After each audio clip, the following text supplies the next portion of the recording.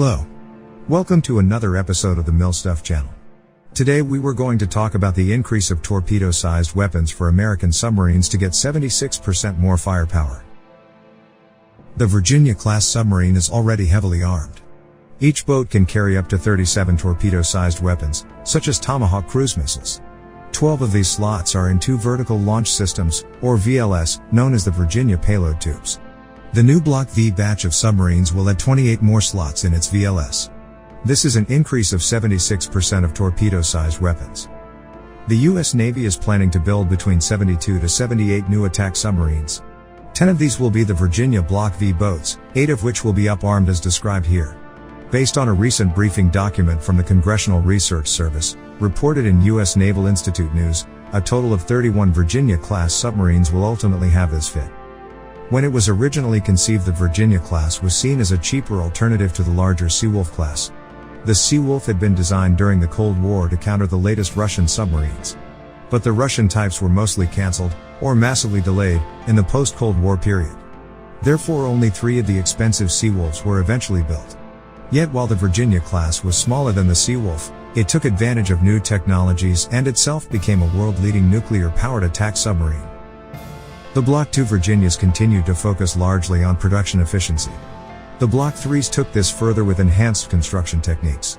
At the same time, they received a new conformal main sonar array in place of the traditional spherical array found on earlier US Navy submarines. Their vertical launch system was changed from 12 single tubes to 2 multiple all-up round containers. These are the Virginia payload tubes. Block IV, which is mostly still under construction, again focused on reducing cost. They also improved availability. But the improvements were iterative and mostly hard to see. Outwardly, Block V will be more visibly different, with a new weapons module and additional sensors. They will be extended with the addition of 25 meters section to accommodate the 4 new vertical launch tubes. Each of these will be capable of carrying 7 Tomahawks. The new VLS is termed the Virginia Payload Module and will also be suitable for future weapons and alternative payloads. The latest Tomahawk missiles, coincidentally also known as the Block V, will add an anti-ship capability to the existing land attack mode. They are expected to be operational before the first Virginia Block V joins the submarine force. More potent still, although unconfirmed, are likely to be new hypersonic boost glide vehicles. It is unclear how many will be carried in each VLS, but a reasonable guess is 3 rounds. Because the Block Vs have more VLS slots, it seems natural that they will be among the first submarines to carry the hypersonic missiles. With a total of 6 VLS tubes, they could carry a mixed load of, maybe 12 hypersonic missiles, 3 in each of the aft 4 tubes, and 12 Tomahawks in the forward tubes. The submarines will still have the regular torpedo room, or weapons storage compartment. This can carry the latest versions of the advanced capability family of heavyweight torpedoes. They are also likely to carry the new Hammerhead mine, which will replace the legacy Mk-47 submarine launched mobile mine, or SLMM. Hammerhead will allow covert deployment of bottom mines. Although less glamorous than missiles, this is a particularly powerful capability. The US Navy is also developing a new clandestine delivered mine which will blend technologies from underwater drones with regular bottom mines. This will allow much greater standoff ranges when sowing minefields, thus improving both survivability and operational flexibility. On the sonar front of the Block Vs are expected to receive the Large Vertical Array, or LVA flank sonars. These are in addition to the 6 ultramodern lightweight wide aperture arrays which are placed along the submarine side. There are indications that an LVA has recently been fitted to an Ohio-class ballistic missile submarine, the USS Tennessee, SSBN 734. Taken together, the improvements will make Block V the most heavily armed attack submarine in US Navy history.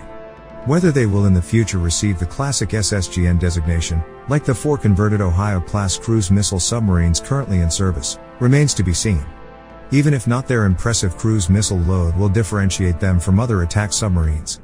Even their big brother, the larger Seawolf class.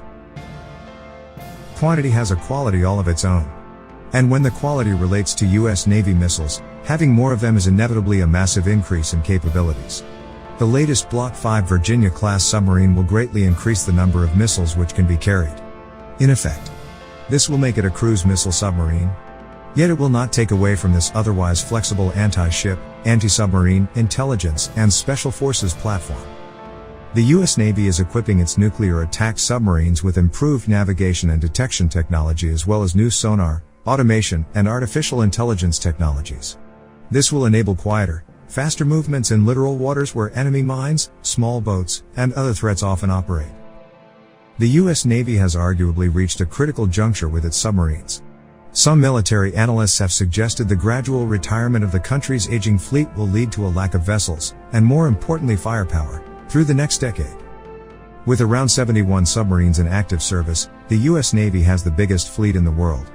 Next-generation submarines are gradually being rolled out to replace the aging Los Angeles-class fleet, and their mission has been extended in response to new undersea challenges. Stealth capability is one of the crucial advantages of submarines. The Virginia class brings capability and capacity that is so crucial as we head into potential peer conflict down the road. The new mission of the Virginia class submarine isn't a step back from the attack sub, rather, it's a step into a new future. They are making use of the latest technology, ensuring the attack is more precise, executed more effectively, and done so while keeping assets as secure as possible. Russia and China are both believed to be taking significant steps towards the next generation of attack submarines. The US is mindful of that, as this strategy suggests.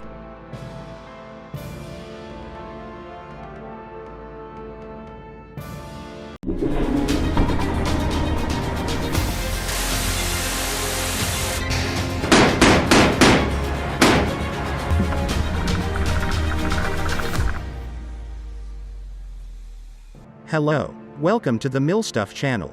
Today I want to share with you about the comparison of CRAM, RAM versus Phalanx Goalkeeper, which one have better performance and battle power.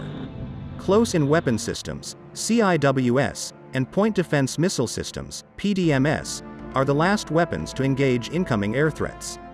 Most of the anti-air warfare capable ships have a layer-based defense system against air targets, and these layers are lined up from the outside to the inside, from the longest range missile to the shortest range gun. CIWS and PDMSs are the last layer members, and they have no excuse to be unsuccessful. Therefore, while designing a new class of warships, navies make tense and long studies to select the best CIWS, PDMS, which is considered one of the most critical ship weapons. Generally proven systems are chosen, yet, some navies believe indigenous systems are more reliable. No matter what they choose, the most common question arises: which one is better, CIWS or PDMS? There are many criteria: accuracy, range, number of the target to engage, etc., to select the best weapon. So, navies choose the most suitable one in accordance with their doctrine, economy, and force composition. We compared the most common weapons. The RIM 116 Rolling Airframe Missile, RAM, is a small, lightweight, infrared homing surface-to-air missile used by the German, Japanese, Greek, Turkish, South Korean, Saudi Arabian, Egyptian, Mexican, and US navies. It was initially intended and used primarily as a point defense weapon against anti-ship cruise missiles. The missile is so named because it rolls around its longitudinal axis to stabilize its flight path, much like a bullet fired from a rifled barrel. As of 2005, it is the only US Navy missile to operate in this manner. The rolling airframe missiles, together with the Mk-49 Guided Missile Launching System, GMLS, and support equipment, make up the RAM Mk-31 Guided Missile Weapon System, GMWS. The Mk-144 Guided Missile Launcher, GML, unit weighs 5,777 kilograms, 12,736 pounds, and stores 21 missiles. CRAM, a launcher variant equipped with independent sensors derived from the Vulcan Phalanx CIWS, is installed on littoral combat ships and certain Arleigh-Burke-class destroyers. It combines the radar and electro-optical system of the Phalanx CIWS Mk-15 Block 1B, CRDC, with an 11-cell RAM launcher to produce an autonomous system, one which does not need any external information to engage threats. Like the Phalanx, CRAM can be fitted to any class of ship. The main difference between the two systems is that RAM requires a networked combat system to operate. It requires standalone sensors to detect and feed information to it. CRAM, like Phalanx CIWS, can work independently and even autonomously. It has its sensors and computing to do everything in the mount to employ the weapons system fully. The RAM also houses more missiles, 21 versus 11. Both use the same RIM 116 RAM missile. The main benefit of CRAM is that you can plug and play, dropping it on just about any platform without combat systems or with existing combat systems, and it will work seamlessly because it's independent. Introduced in 1973, the Phalanx CIWS is a close-in weapon system for defense against incoming threats such as small boats, surface torpedoes, anti-ship missiles, and helicopters. It was designed and manufactured by the General Dynamics Corporation, Pomona Division, later a part of Raytheon. Consisting of a radar-guided 20mm, 0.8 Vulcan cannon mounted on a swiveling base, the Phalanx has been used by the United States Navy and the naval forces of 15 other countries. The Phalanx Close-in Weapons System, CIWS, was developed as the last line of automated weapons defense, terminal defense or point defense, against all incoming threats, including small boats, surface torpedoes, anti-ship missiles, ASHMs or ASMs, and attacking aircraft, including high-G and maneuvering sea skimmers. It can fire between 3,000 to 4,520 mm rounds per minute, either autonomously or under manual command. The Goalkeeper is a Dutch close-in weapon system, CIWS, introduced in 1979. It is an autonomous and completely automatic weapon system for short-range defense of ships against highly maneuverable missiles, aircraft, and fast-maneuvering surface vessels. Once activated, the system automatically undertakes the entire air defense process from surveillance and detection to destruction, including selecting the next priority target. The Goalkeeper has two radar subsystems, one to find threats and another to track and engage them, which operate together to identify and prioritize targets and engage the highest priority one. The 2DI band search radar, which can handle up to 18 targets at once, generates a threat picture which the gun system uses to identify and prioritize threats. The system identifies friend or foe, IFF, functionality to rule out friendly traces. The tracking radar operates in both the I-band and K-band to enable quick acquisition on the threat bearing. The dual-band system also reduces the effect of clutter, which can mask the target at low altitudes. A camera system on the assembly provides a visual fallback for the system operator. The system's reaction time to a Mach 2 sea-stimming missile such as the Russian SSN-22 Sunburn from automatic detection to kill is reported to be 5.5 seconds, with the firing synchronized to start the engagement a range of 1,500 meters and ending with a kill at 300 meters. CRAM uses an 11-round magazine, and Phalanx uses a 1550-round magazine. Both can be reloaded relatively quickly. Both are last-ditch, close-in weapons, and if you are using them, it's a bad situation. It means either your longer-ranged weapons failed to intercept the threat, or you ran out of the longer-ranged weapons. Both CRAM and Phalanx are very useful. CRAM has about 6 times the range of Phalanx. The main advantage of CRAM over guns like Phalanx is the range and the computing to put the weapon on target. Depending on the incoming missile's speed, CRAM can be launched at over 20 miles away and intercept it with a very high probability of kill at around 6 miles. Whatever the math is, the CRAM system will launch to kill the target around 6 miles out. Phalanx has an effective range of about a mile. Its kill zone will be within a mile. The problem with the latter engagement is that 1 mile is very, very close to the ship. Even a successful engagement with 20 rounds, a cruise missile traveling 600 knots could continue kinetically and be dangerous. It has the same range and engagement benefits over Goalkeeper as it does over Phalanx. The Goalkeeper uses a bigger gun than Phalanx, 30mm versus 20mm. That has its benefits and disadvantages. But the disadvantages win out, which is why most navies are replacing Goalkeeper. The Goalkeeper is big, bulky, and requires more maintenance as well as more cumbersome to reload. All that with negligible benefits in range. 20mm can put up as many rounds and do so with better accuracy. The best practice is to use a combination of both in a layered self-defense system where applicable. For example, the Nimitz-class CVN will use the Enhanced Sea Sparrow missile, ESSM, out to 30 miles. If ESSM cannot catch the target, immediately RAM will have the time to engage after the miss, launching at between 20 to 30 miles and killing 6 miles. Phalanx will engage the target's ESSM misses, shooting at 3-4 miles and hopefully killing at 1 mile or closer. All three are integrated automatically in the Nimitz-class ship self-defense system, SSDS. CRAM is an extremely accurate weapon. Other missiles like ESSM are more maneuverable. However, accuracy is about more than missile agility. RAM utilizes a tri-mode seeker, mixing two different sensors. It has its own IR seeker and RF, radio frequency, seeker, link. The CRAM incorporates mount sensors that update the missile constantly with both a very high-resolution radar and its IR and optical aid of the Block IB. RAM is extremely effective against stealthy non-emitting anti-ship missiles due to the performance of its IR seeker. If the incoming missile is emitting active radar that the vast majority do, RAM will use its IR seeker and its RF seeker to home on the missile both visually and by emissions. Conversely, the RAM can accurately guide the incoming missile with just its RF seeker in an active jamming environment. The CRAM and its launcher sensors make these advantages twofold. RAM's latest version, the Block 2, incorporates a new rocket motor, with a more powerful, longer thrust and a 4-axis actuator. It's a steerable bullet with thrust vectoring.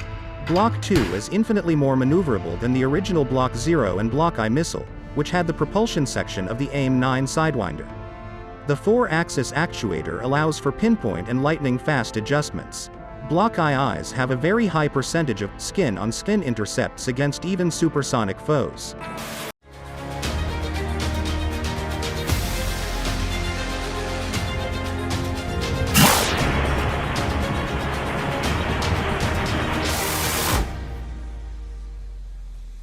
Hello, welcome to the Milstuff channel.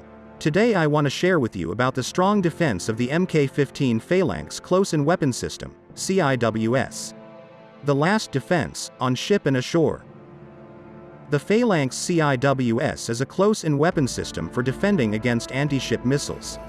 It was designed and manufactured by the General Dynamics Corporation, Pomona Division, now a part of Raytheon. Consisting of a radar-guided 20mm, 0.79-inch Gatling gun mounted on a swiveling base, the Phalanx is used by multiple navies around the world, namely the Royal Navy and the United States Navy on every class of surface combat ship, by the United States Coast Guard aboard its Hamilton-class and Legend-class cutters and the navies of 16 allied nations. A land-based variant known as CRAM has recently been deployed in a short-range missile defense role to counter incoming rockets and artillery fire. Because of their distinctive barrel-shaped radome and their automated nature of operation, Phalanx CIWS units are sometimes nicknamed R2-D2, after the famous droid from Star Wars. The Phalanx Close-in Weapons System, CIWS, was developed as the last line of automated weapons defense, terminal defense or point defense, against anti-ship missiles, ASHMs, including high-G and maneuvering sea skimmers. The first prototype system was offered to the US Navy for evaluation on USS King in 1973, and it was determined that additional improvements were required to improve performance and reliability. Subsequently, the Phalanx Operational Suitability Model, OSM, successfully completed operational test and evaluation, OPEVAL, onboard USS Bigelow in 1977. OSM exceeded operational maintenance, reliability, and availability specifications. DSARC-3 followed operational test and evaluation, which was followed by approval for production in 1978. Phalanx production started with orders for 23 USN and 14 Foreign Military Sales, FMS, systems. The first ship fully fitted out was the USS Coral Sea in 1980. The Navy began placing CIWS systems on non-combatant vessels in 1984. The basis of the system is the 20mm M61 Vulcan Gatling gun autocannon, used since the 1960s by the United States military in nearly all fighter aircraft, and one land mounting, the M163 VADS, linked to a Ku-band radar system for acquiring and tracking targets. This proven system was combined with a purpose-made mounting, capable of fast elevation and traverse speeds, to track incoming targets. An entirely self-contained unit, the mounting houses the gun, an automated fire control system and all other major components, enabling it to automatically search for, detect, track, engage, and confirm kills using its computer-controlled radar system. Due to this self-contained nature, Phalanx is ideal for support ships which lack integrated targeting systems and generally have limited sensors. The entire unit has a mass between 5,500 and 6,100 kilograms, 12,400 to 13,500 pounds. Due to the continuing evolution of both threats and computer technology, the Phalanx system has, like most military systems, been developed through a number of different configurations. The basic, original, style is the Block 0, equipped with first-generation solid-state electronics and with marginal capability against surface targets. The Block 1, 1988, upgrade offered various improvements in radar, ammunition, rate of fire, increasing engagement elevation to plus 70 degrees, and computing. These improvements were intended to increase the system's capability against emerging Russian supersonic anti-ship missiles. Block 1A introduced a new computer system to counter more maneuverable targets. The Block 1B PSUM, Phalanx Surface Mode, 1999, adds a forward-looking infrared, FLIR, sensor to allow the weapon to be used against surface targets. This addition was developed to provide ship defense against small vessel threats and other floaters in littoral waters and to improve the weapon's performance against slower low-flying aircraft. The FLIR's capability is also of use against low observability missiles and can be linked with the RIM-116 Rolling Airframe Missile (RAM) system to increase RAM engagement range and accuracy. The Block 1B also allows for an operator to visually identify and target threats. The US is in the process of upgrading all their Phalanx systems to the Block 1B configuration. The Block 1B is also used by other navies such as Canada, Portugal, Japan, Egypt, Bahrain, and the UK.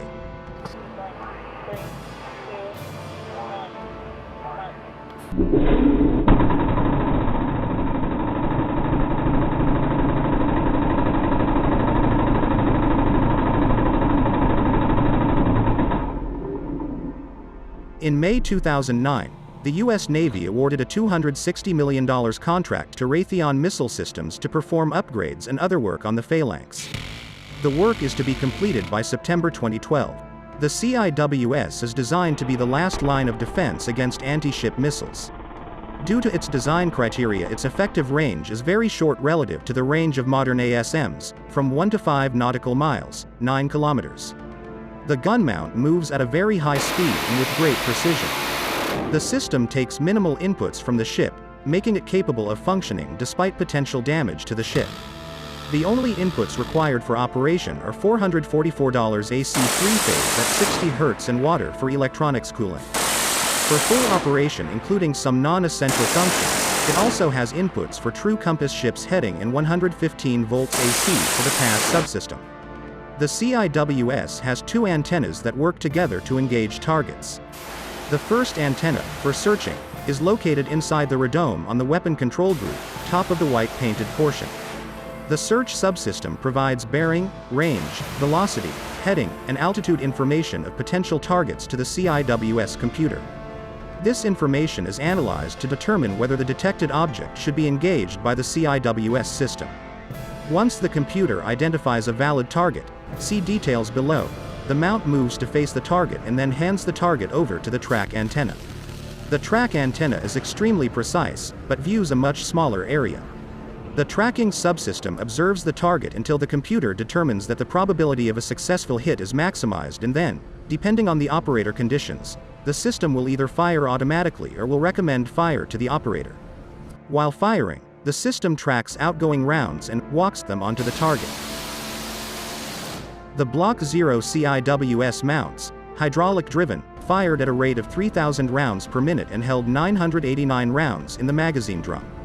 The Block 1 CIWS mounts, hydraulic, also fired at 3,000 rounds per minute with an extended magazine drum holding 1,550 rounds. The Block 1A and newer, pneumatic-driven, CIWS mounts fire at a rate of 4,500 rounds per minute with a 1,550 round magazine. The velocity of the rounds fired is approximately 3,600 feet per second, 1,100 meters per second. The rounds are armor-piercing tungsten penetrator rounds or depleted uranium with discarding sabots. The Phalanx CIWS 20mm rounds are designed to destroy a missile's airframe and make it unaerodynamic, thus keeping shrapnel from the exploding projectile to a minimum, effectively keeping collateral damage to a minimum. The ammunition handling system has 2 conveyor belt systems. The first takes the rounds out of the magazine drum to the gun. The second takes empty shells or non-fired rounds to the opposite end of the drum. The CIWS does not recognize identification friend or foe, also known as IFF. The CIWS has only the data it collects in real time from the radars to decide if the target is a threat and to engage it. A contact has to meet multiple criteria for it to be considered a target. There are many other subsystems which together ensure proper operation, such as environmental control, transmitter, mount movement control, power control and distribution, and so on. It takes 6 to 8 months to train a technician to maintain, operate, and repair the CIWS.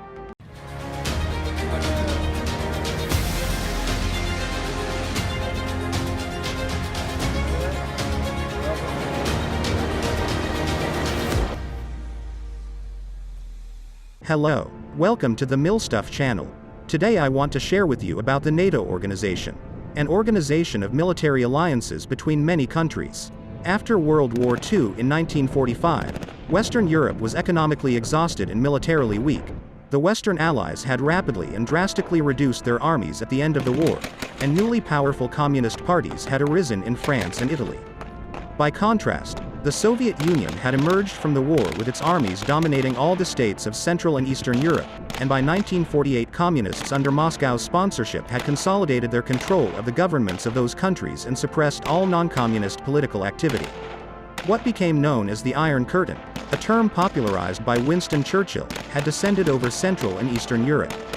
Further, wartime cooperation between the Western Allies and the Soviets had completely broken down.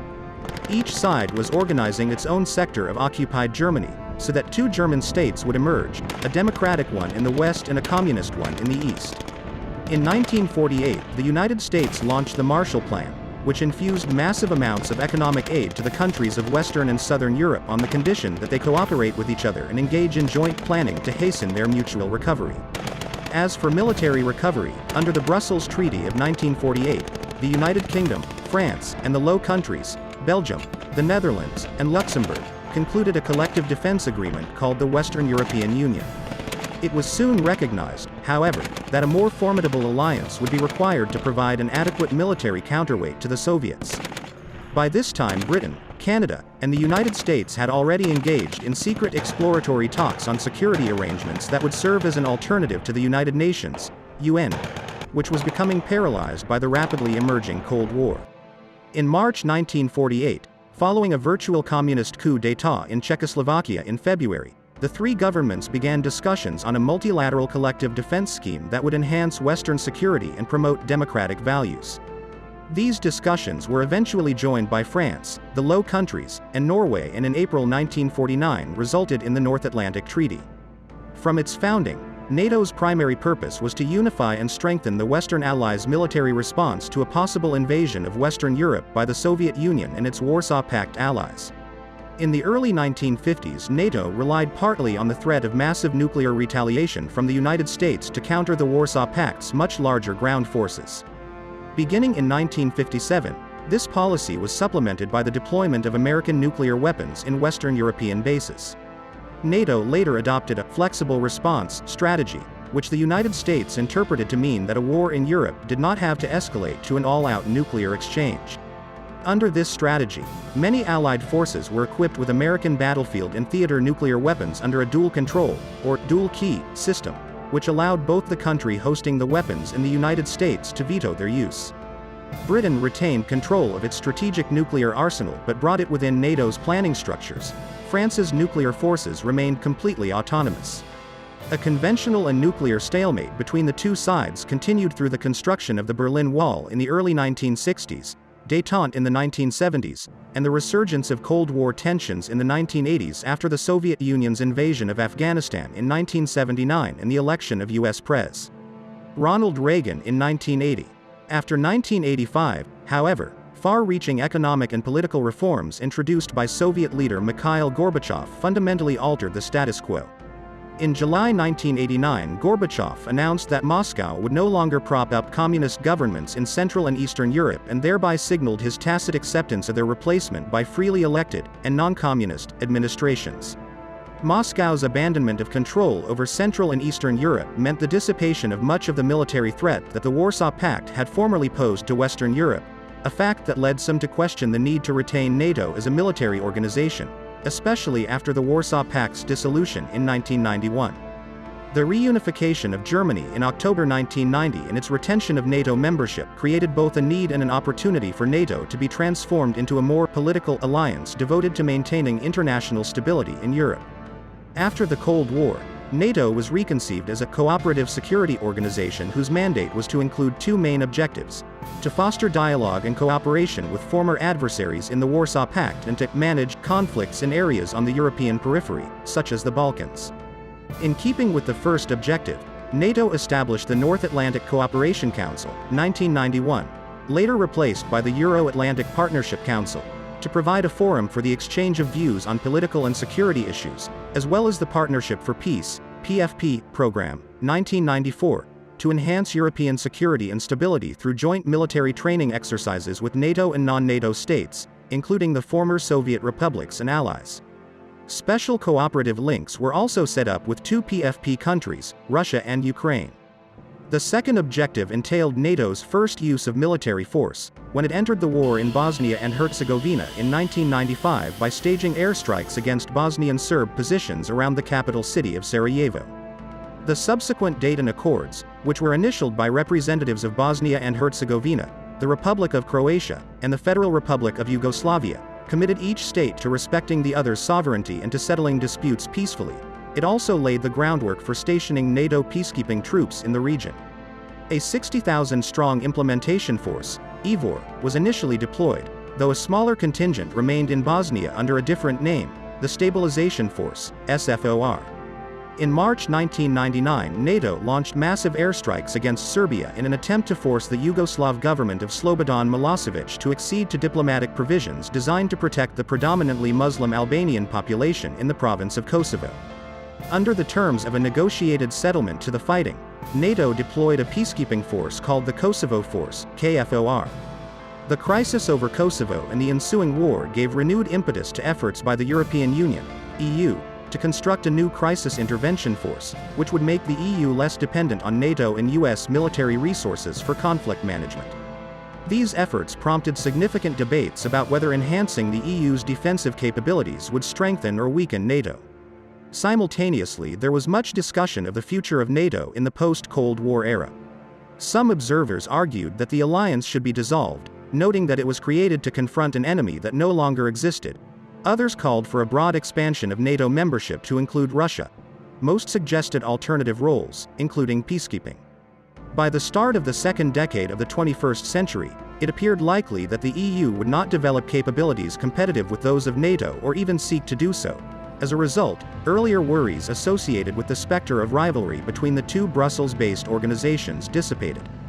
During the presidency of Bill Clinton, 1993 to 2001, the United States led an initiative to enlarge NATO membership gradually to include some of the former Soviet allies. In the concurrent debate over enlargement, supporters of the initiative argued that NATO membership was the best way to begin the long process of integrating these states into regional political and economic institutions such as the EU.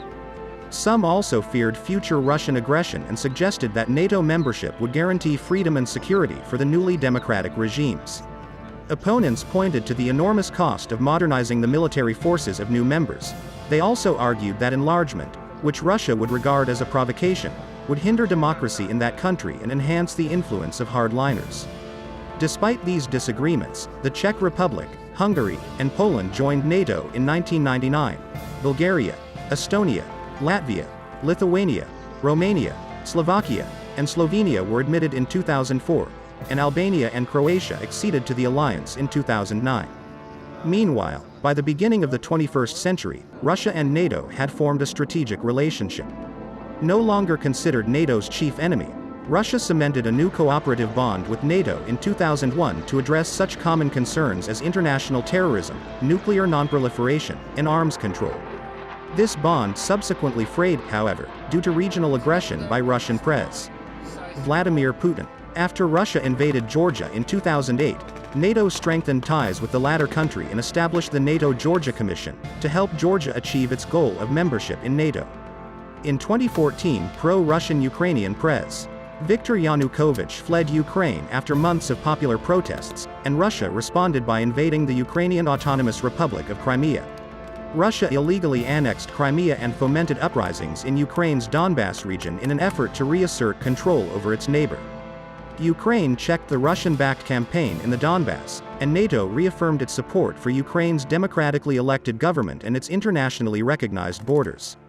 Events following the September 11 attacks in 2001 led to the forging of a new dynamic within the alliance, one that increasingly favored the military engagement of members outside Europe, initially with a mission against Taliban forces in Afghanistan beginning in the summer of 2003 and subsequently with air operations against the regime of Muammar al-Gaddafi in Libya in early 2011.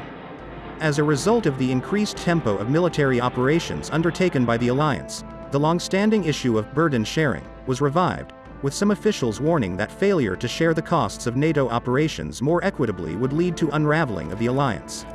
At the time, however, most observers regarded that scenario as unlikely. Later, the burden-sharing issue was raised once more by US President Donald Trump, who repeatedly criticized other NATO members for failing to devote a sufficient portion of their budgets to defense spending. Trump questioned the relevance of NATO and discussed withdrawing the United States from the alliance. Even the suggestion of such an action was seen as a boon to Putin.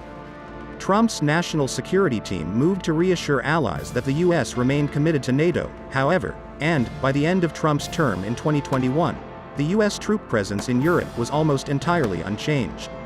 By the end of that year, Russia had begun a massive military buildup along the Ukrainian frontier under the guise of joint maneuvers with the Belarusian army. In February 2022, there were as many as 190,000 Russian troops along the Russo-Ukrainian border, in Belarus, in Russian-occupied Crimea, and in the Russian-backed separatist enclave of Transnistria in Moldova. On February 24, Putin announced the beginning of a special military operation, and launched a full-scale invasion of Ukraine. Although the Russians made some early gains, their advances soon stalled against a spirited Ukrainian defense. Ukrainian President Volodymyr Zelensky appealed to Western countries for military aid, and individual NATO members began a massive transfer of hardware to bolster the Ukrainian arsenal. The administration of US President Joe Biden took a leading role in marshalling the response to the greatest threat to European security since World War II. The speed and unity of NATO's reaction to Russian aggression in Ukraine dramatically dispelled any doubts about the continued relevance of the alliance. Sweden and Finland, two countries with a long history of neutrality, announced their intention to join NATO in the wake of the Russian invasion, and the US deployed additional military assets to Poland and the Baltic states. In June 2022, at the first annual NATO summit since the invasion, NATO Secretary General Jens Stoltenberg announced the biggest overhaul of our collective deterrence and defense since the Cold War. In addition to formally inviting Sweden and Finland to join the alliance, Stoltenberg declared that NATO's Rapid Reaction Force, a collection of air, sea, and land units maintained at a state of high readiness, would increase from 40,000 troops to more than 300,000.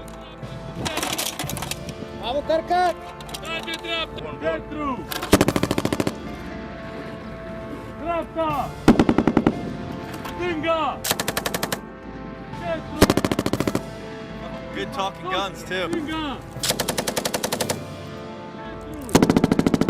Trei le-ai dat. Ce? Printre ținte ai dat apa asta. Eu. Dreapta! Stânga! Centru!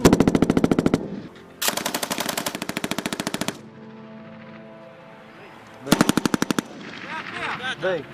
Dai, că e gata ăla.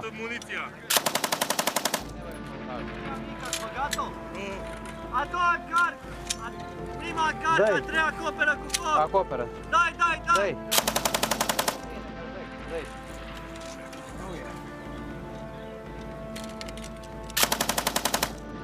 Unu!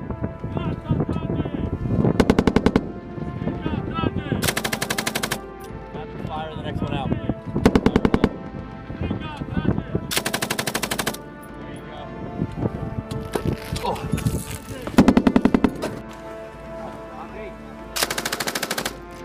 Mai sus și mai la dreapta puțin.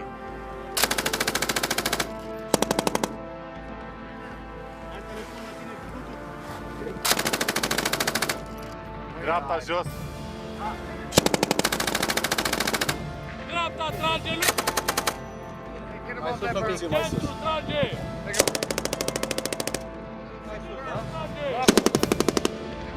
Centru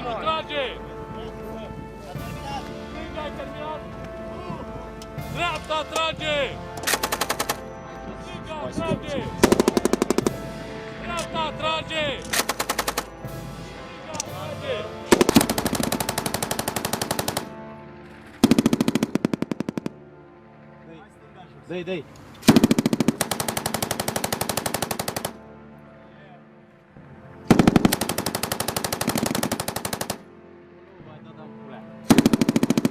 Și mai dreapta.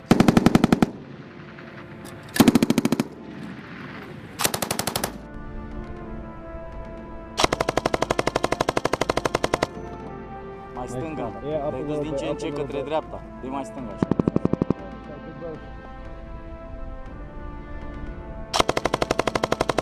There you go.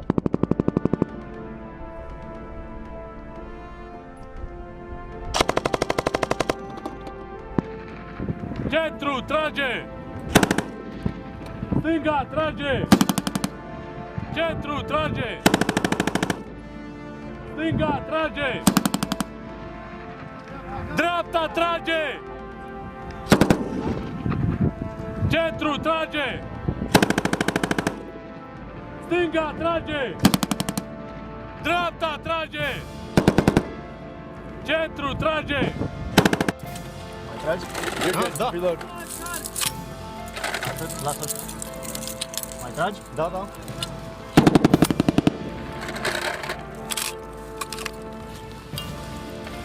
Ia mută-te cu tirul, vină mai bine. Bordează țintele astea de aici. Uite, și n-a venit tătărul și aici. De ce? Băi, sunteți nebun, mă enervați. Trebuia să vină tătărul și aici și era 3 deja. Da? Gata. Vreau să mă cer cu ăsta, că de ce nu sunt 3 aici? Asigur. Mai jos. Direcția e bună, dar mai jos.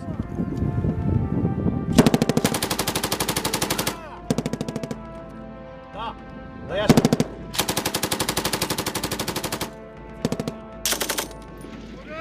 Wonk? That's good.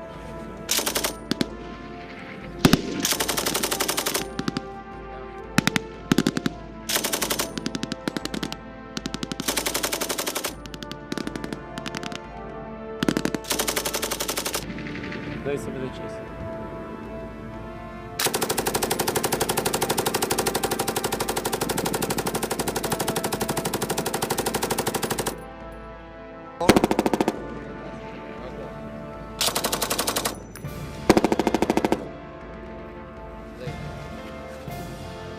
Acoperiți-o pe aceea, că Direct în aia spate.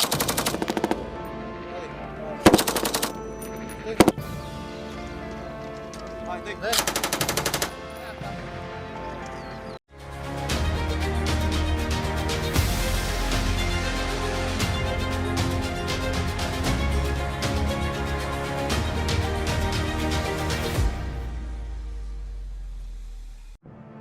Welcome to Milstuff channel. Today we gonna talk about China again uses force to bully its neighbors.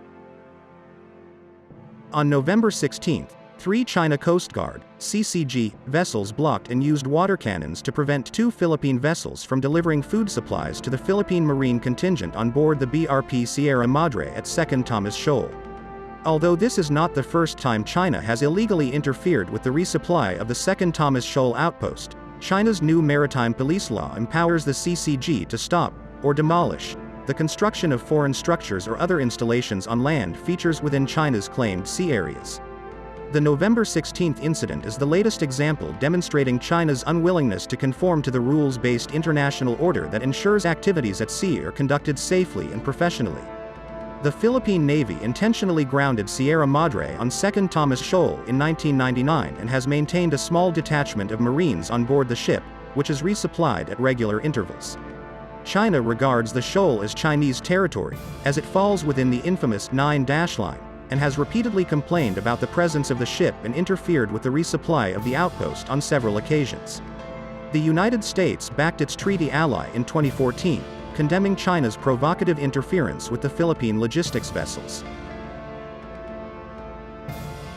In 2016, an international arbitral tribunal ruled that there was no legal basis for China's claim to historic rights to resources within the sea areas falling within the 9-dash line. The tribunal also found that 2nd Thomas Shoal, Ayungin Shoal, is a low-tide elevation located within the exclusive economic zone and continental shelf of the Philippines and is therefore not capable of appropriation by China. The tribunal's ruling is final and binding on China, but Beijing has refused to comply with the decision. Philippine Secretary of Foreign Affairs Teodoro Locsin immediately condemned the actions of the 3 CCG vessels in the strongest terms. Based on the tribunal's ruling, it is clear that the CCG's interference with the supply vessels is illegal and that China lacks any law enforcement jurisdiction over Second Thomas Shoal or its surrounding waters. Locsin vowed that the Philippines would continue to resupply its troops on board the Sierra Madre and would not ask permission to do what it needs to do to exercise its sovereignty, sovereign rights and jurisdiction. The U.S. State Department also condemned China's interference with the resupply of the Sierra Madre, indicating that the CCG's actions threaten regional peace and stability, escalate regional tensions, infringe upon freedom of navigation in the South China Sea as guaranteed under international law, and undermine the rules-based international order. The U.S. statement additionally reaffirmed that an armed attack on Philippine public vessels in the South China Sea would invoke U.S. mutual defense commitments under Article 4 of the U.S.-Philippines Mutual Defense Treaty. Thus, continued Chinese interference with the resupply of the Sierra Madre contingent could have unintended consequences that destabilize the region and potentially result in an international armed conflict. Under the U.S.-Philippines Mutual Defense Treaty, an armed attack in the Pacific area on either of the parties triggers the collective self-defense obligations under the treaty. An armed attack under the treaty includes, inter alia, an attack on either party's armed forces, public vessels or aircraft in the Pacific. In 2019, then Secretary of State Mike Pompeo reassured the Philippines that the South China Sea is part of the Pacific and that any armed attack on Philippines' forces, aircraft or public vessels in the South China Sea would trigger the mutual defense obligations under Article 4 of the Mutual Defense Treaty. In 2021, Secretary of State Antony Blinken again assured the Philippines that the Mutual Defense Treaty applies to the South China Sea. That interpretation of the Mutual Defense Treaty was reaffirmed at the 9th U.S.-Philippines Bilateral Strategic Dialogue in November. Although the use of a water cannon may not meet the traditional criteria for a grave use of force that constitutes an armed attack, as defined by the International Court of Justice, the United States considers that any threat or use of force triggers the right of self-defense under the UN Charter. Given that the Mutual Defense Treaty is a bilateral agreement between the United States and the Philippines, the parties could agree that the use of a water cannon, coupled with past Chinese threats and aggressive acts against the Philippines, is tantamount to an illegal use of force that would trigger the collective self-defense obligations under the treaty. Therefore, if the CCG uses armed force to expel the Philippine Marines on board the Sierra Madre or attacks a Philippine Navy or another government vessel that was attempting to resupply the outpost, Malacañang could invoke the Mutual Defense Treaty. That would place the United States in an unenviable position of coming to the defense of the Philippines to preserve its credibility as a dependable treaty ally, something the Obama administration failed to do in 2012 when China took de facto control over Scarborough Shoal. Although the Scarborough Shoal incident did not involve a use of force, the U.S. failure to support the Philippines during and after the standoff at the shoal was a contributing factor to the February 2020 cancellation of the U.S.-Philippines Visiting Forces Agreement, which was fully restored in 2021. A repeat performance by the Biden administration would cause long-term, irreparable damage to the alliance. Since 2016, the Philippines has filed 211 diplomatic protests with China over the South China Sea, 153 in 2021 alone. China has ignored these protests, as it continues to intimidate and bully the Philippines and other South China Sea claimants from lawfully accessing their maritime resources. It is therefore evident that words alone will not resolve this festering dispute. So, the question is, short of an armed conflict, which is in no state's interests, what will get China's attention to stop its malign behavior and comport itself as the great power it aspires to be? Apart from imposing sanctions, which would be difficult to do given China's economic prowess, two things come to mind. First, the U.S. statement in November is a good start, but the message needs to be more direct and emphatic. Washington should inform Beijing that the United States will consider any action by the People's Liberation Army Navy, the CCG or the People's Armed Forces Maritime Militia directed at a Philippine public resupply ship that is unsafe and places the Philippine ship and its crew in extremis to be an attack under the Mutual Defense Treaty. This would include Chinese attempts to ram Philippine resupply vessels or use water cannons against them. Second, European nations, Canada, Australia, New Zealand, North Asian nations and the United States should boycott the Winter Olympics in Beijing. The boycott should be lifted only if China agrees, pursuant to a UN Security Council resolution, to comply with the South China Sea Arbitration Award and stop interfering with the legitimate resource rights of the other South China Sea claimants. Although China is legally bound to comply with the 2016 decision of the Arbitral Tribunal, the compulsory dispute settlement provisions of the UN Convention on the Law of the Sea do not contain an enforcement mechanism. The only way to enforce a decision is through the Security Council. The South China Sea does not belong to China, and the international community cannot allow Beijing to continue to intimidate its neighbors, steal their resources and treat the South China Sea as its maritime empire. Freedom of seas and the unimpeded flow of maritime commerce is essential for global peace and security and the prosperity of all nations. These navigational rights and freedoms are best protected by continuing to observe the rules-based international order that has benefited.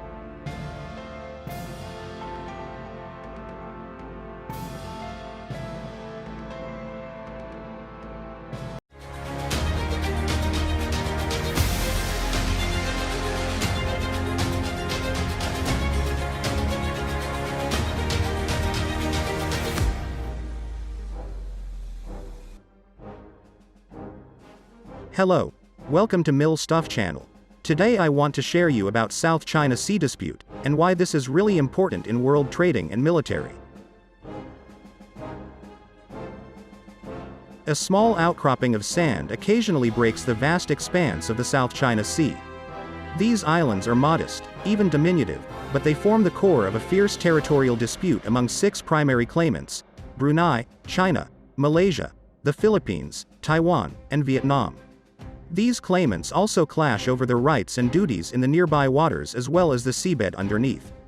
The disputes in the South China Sea have the potential to ignite a broader regional conflagration. Multiple claimants contend over issues of sovereignty not susceptible to easy legal resolution. Worse, the stakes are high. The sea is one of the primary routes for international trade, and many claimants believe that the sea hides bountiful oil reserves in addition to its plentiful fishing stocks. The disputes are further entrenched by rampant nationalism, as each claimant attaches symbolic value to the South China Sea islands that far exceeds their objective material wealth. And, finally, the disputes are also tinged by great power politics as China and the United States begin to jostle each other for control of the international order. Over the last year, disputes in the South China Sea have dominated headlines, and they seem sure to continue to generate fresh national security issues. Already, too, they have raised a variety of legal questions that will inform the future course of both the conflict and the region. Accordingly, Lawfare decided to prepare a backgrounder on the South China Sea that proceeds in 2 parts. First, in this part, I will lay out the history of the disputes and highlight key events necessary to understanding the crises of the day. In the second part, which will run later this week, I will introduce the primary legal issues underlying the disputes.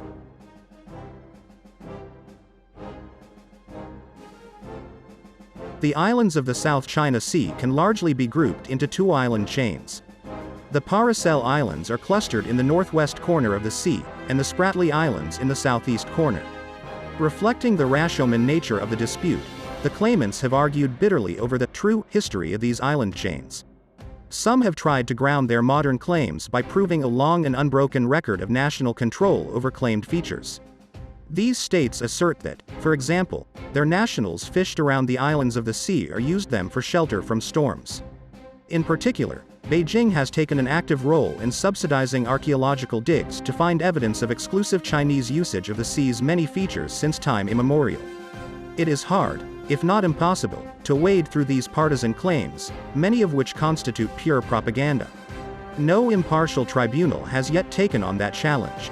To the extent that it is possible to draw any conclusions from the morass, though, it seems fair to say that no claimant has conclusively demonstrated a pattern of exclusive historical control over the South China Sea, or even over isolated parts of it.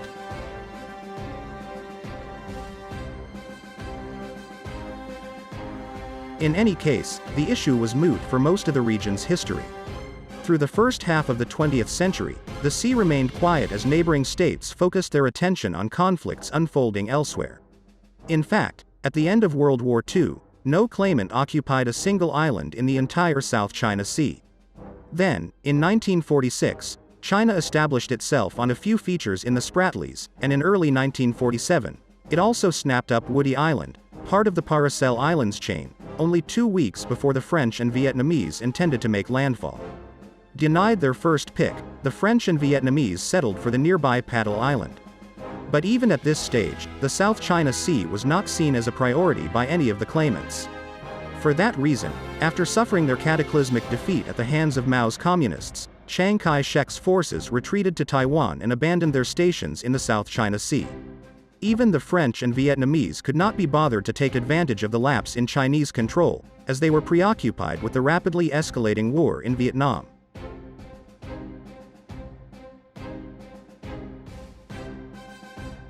However, the next half-century saw accelerating interest in the South China Sea. In 1955 and 1956, China and Taiwan established permanent presences on several key islands, while a Philippine citizen, Thomas Cloma, claimed much of the Spratly Island chain as his own. Once again, this phase of frenetic island occupation was cooled off by a longer period of inertia. But by the early 1970s, the claimants were at it once again. This time, though, the scramble was spurred by indications that oil lurked beneath the waters of the South China Sea. The Philippines was the first to move. China followed shortly thereafter with a carefully coordinated seaborne invasion of several islands. In the Battle of the Paracel Islands, it wrested several features out from under South Vietnam's control, killing several dozen Vietnamese and sinking a corvette in the process. In response, both South and North Vietnam reinforced their remaining garrisons and seized several other unoccupied features. Another decade of relative inaction was punctuated once again with violence in 1988, when Beijing moved into the Spratlys and set off another round of occupations by the claimants. Tensions crested when Beijing forcibly occupied Johnson Reef, killing several dozen Vietnamese sailors in the process. Once again, though, tensions de-escalated for a few years, only to rise again in 1995, when Beijing built bunkers above Mischief Reef in the wake of a Philippine oil concession.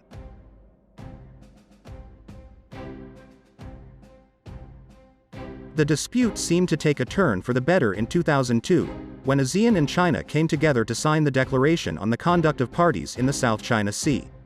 The declaration sought to establish a framework for the eventual negotiation of a code of conduct for the South China Sea. The parties promised to exercise self-restraint in the conduct of activities that would complicate or escalate disputes and affect peace and stability, including, among others, refraining from action of inhabiting on the presently uninhabited islands, reefs, shoals, cays, and other features, and to handle their differences in a constructive manner. For a while, the declaration seemed to keep conflict at bay. Over the next half-decade, Beijing launched a charm offensive across Southeast Asia, and the claimants refrained from provoking each other by occupying additional features. Rather than fighting battles out on the sea, though, the claimants began to needle each other through démarches and notes verbals. In May 2009, Malaysia and Vietnam sent a joint submission to the Commission on the Limits of the Continental Shelf setting out some of their claims. This initial submission unleashed a flurry of notes verbals from the other claimants, who objected to the two nations' claims. In particular, China responded to the joint submission by submitting a map containing the infamous 9-dash line. This line snakes around the edges of the South China Sea and encompasses all of the sea's territorial features as well as the vast majority of its waters. However, Beijing has never officially clarified what the line is meant to signify. Instead, it has maintained strategic ambiguity, and said only that China has indisputable sovereignty over the islands in the South China Sea and the adjacent waters, and enjoys sovereign rights and jurisdiction over the relevant waters as well as the seabed and subsoil thereof. See attached map. This could mean that China claims only the territorial features in the sea and any adjacent waters allowed under maritime law. Or it could mean that China claims all the territorial features and all the waters enclosed by the 9-dash line, even those that exceed what's permitted under maritime law.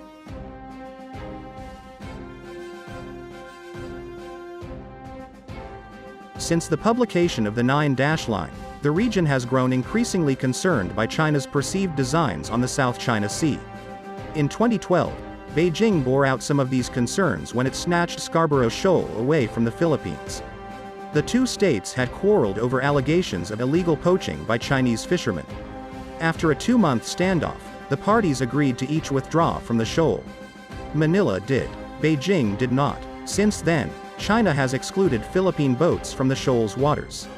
In response to this escalatory move, Manila filed an arbitration case against China on January 22, 2013, under the auspices of the UN Convention on the Law of the Sea, UNCLOS. The Philippine claims center around maritime law issues, although China asserts that they cannot be resolved without deciding territorial issues first. For that reason, Beijing has largely refused to participate in the proceedings, although it has drafted and publicly released a position paper opposing the tribunal's jurisdiction. The Philippines has submitted its memorial as well as a response to China's position paper, and both nations are currently awaiting a decision from the tribunal as to its own jurisdiction. As the case proceeds in the background, China has adopted an increasingly assertive posture in the region. In early May 2014, a Chinese state-owned oil company moved one of its rigs into waters claimed by Vietnam south of the Paracel Islands. This provocation touched off confrontations between Vietnamese and Chinese vessels around the rig, as well as rioting against foreign-owned businesses in parts of Vietnam. Faced with this pushback, China withdrew the rig in mid-July, a month ahead of schedule. Additionally, over the last year, Beijing has launched an accelerating land reclamation campaign across the South China Sea. In at least 7 locations, Chinese vessels have poured tons of sand to expand the size of features occupied by China. Beijing has also begun construction of infrastructure on much of this reclaimed land, including an airstrip capable of receiving military aircraft. Although other claimants have reclaimed land in the past, China has reclaimed 2,000 acres of new land, more than all other claimants combined over the history of their claims, according to the U.S. Department of Defense.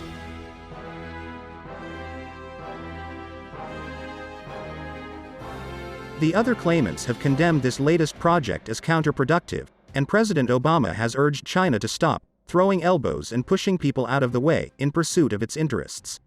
Thus far, Beijing has not complied with these entreaties, and it is unclear what the next twist or turn in the story of the South China Sea will be.